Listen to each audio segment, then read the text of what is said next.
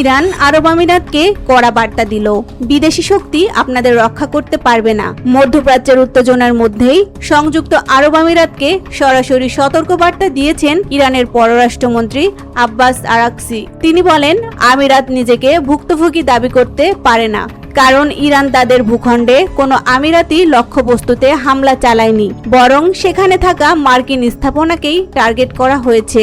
আরাকচির ভাষায়, হামলার আগেই তিনি আমিরাতকে সতর্ক করেছিলেন যে জায়নবাদী শাসন এবং যুক্তরাষ্ট্র কখনোই তাদের প্রকৃত নিরাপত্তা নিশ্চিত করতে পারবে না। তার মতে, বাইরের শক্তির ওপর নির্ভরশীলতা মধ্যপ্রাচ্যকে আরো অস্থিতিশীল করে তুলছে।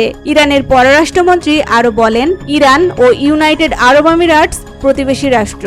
অতীতের মতো ভবিষ্যতেও দুই দেশকে পাশাপাশি থেকেই চলতে হবে। তাই নিরাপত্তা ও স্থিতিশীলতার জন্য বিদেশি সামরিক শক্তির বদলে আঞ্চলিক সহযোগিতার ভিত্তিতে সম্পর্ক গড়ে তোলার আহ্বান জানান তিনি। বিশ্লেষকদের মতে, এই বক্তব্য শুধু আরব আমিরাতের উদ্দেশ্যে নয়, বরং পুরো উপসাগরীয় অঞ্চলের জন্যই একটি রাজনৈতিক বার্তা। এতে স্পষ্ট হচ্ছে, ইরান এখন কূটনৈতিক চাপের পাশাপাশি আঞ্চলিক শক্তির ভারসাম্য নিয়েও নতুন হিসাব কষছে।